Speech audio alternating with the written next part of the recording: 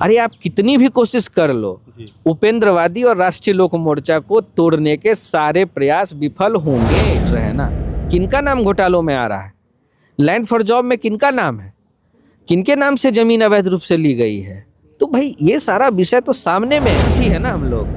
हम लोग अपनी बात इशारों में भी कह देते हैं। लोगों को समझना हो तो समझे, ना तो भगवान भला करे उनका। इशारों में तो अपने नेता को भी ये बात कह सकते नहीं, वो तो कहने पिछले दिनों जो घटना है, इसलिए आपको बहुत बढ़िया से जवाब दे देंगे। अरे रामेश्वर महतो जी हमारे मजबूत स्तंभ है। हम लोग अच्छी तरह इस बात को जानते हैं। हमारी पार्टी की आज जो स्थिति है, इसमें हर किसी का बराबर का योगदान कह रहे हैं कि आरएलएम में सब कुछ ऑल इज वेल है, उपेंद्र कुशवाहा एकदम मजबूत है। खराब ही नहीं था, ठीक हो गया या अब हो अच्छा हो गया, कहने की जरूरत क्या है? खराब ही कुछ नहीं है।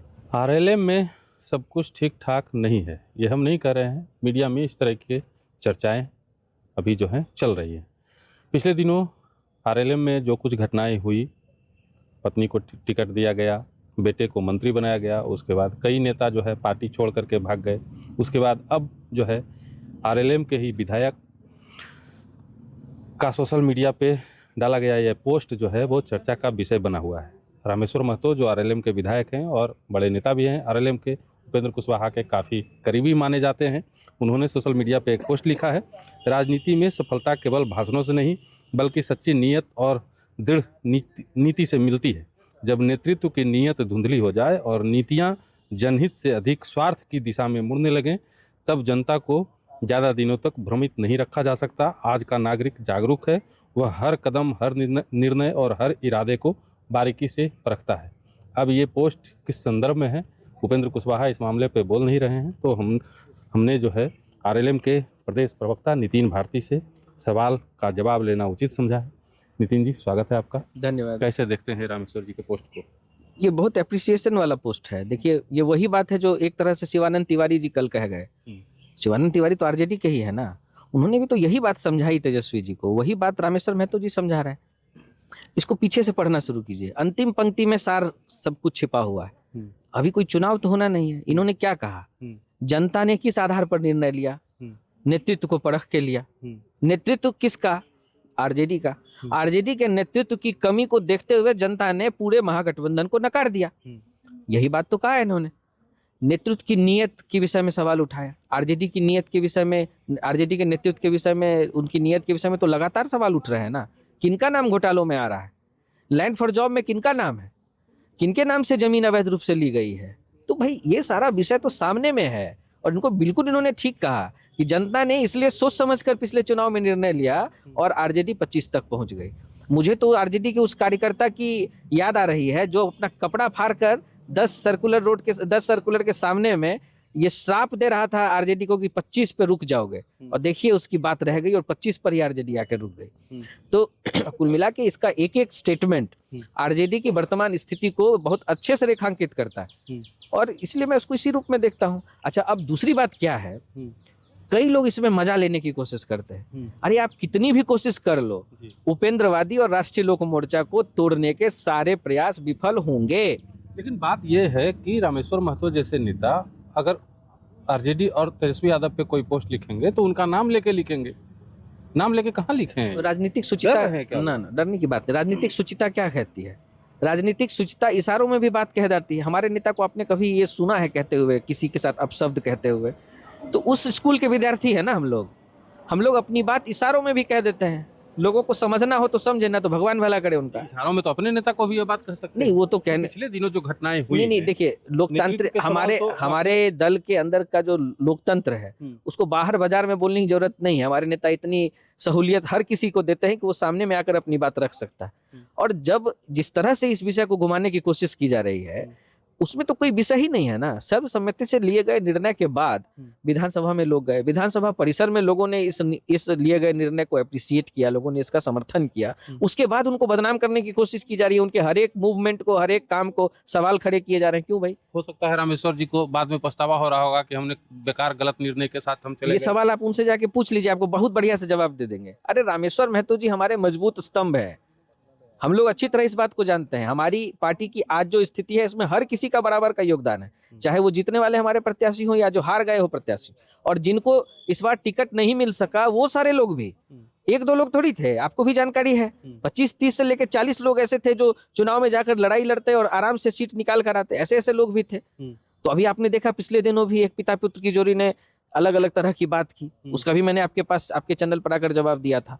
तो जो ऐसे उन्होंने भी नेतृत्व पर ही सवाल नहीं उठाया था। नेतृत्व पे सवाल तो बाद में उठाया, पहले वो चले गए थे। मैंने स्पष्ट तो किया था कि चुनाव के बीच में ही गठबंधन के विरोध में वो चले गए थे, तो उनकी बात का क्या मतलब रह जाता है। तो इस तरह की मानसिकता वाले लोगों को हम लोग अच्छी तरह जानते हैं।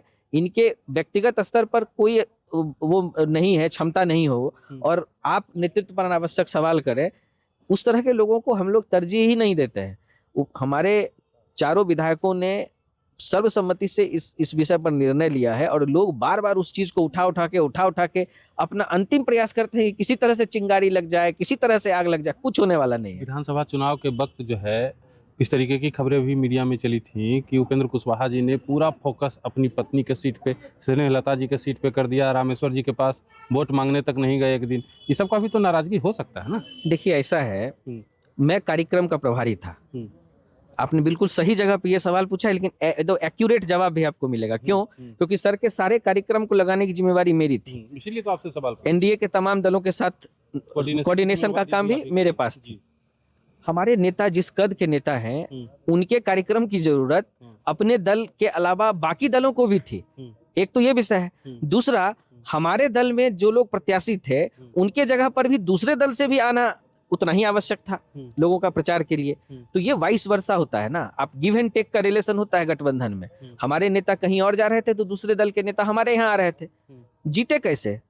जीत में एनडीए के तमाम लोगों का सहयोग नहीं है क्या? हमारे नेता जो जीत कर आए हैं, उन्होंने सबको अप्रिसिएट किया कि नहीं किया? चाहे बाजपट्टी की बात हो, चाहे मधुबनी की बात हो, चाहे दिनारा की बात हो, सासाराम की बात हो, हमारे हर एक प्रत्याशी ने एनडीए के तमाम नेताओं को का धन्यवाद व्यक्त किया। क्यों किया? क्योंकि हम लोग एक दूसरे की जगह पर जाकर मेहनत किए। लोजपा की तमाम सीटों पर इतनी व्यस्तता के बावजूद चिराग पासवान जी, हमारे 6 में से 5 सीटों पर उनका कार्यक्रम लगा। यह भी तो फैक्ट है।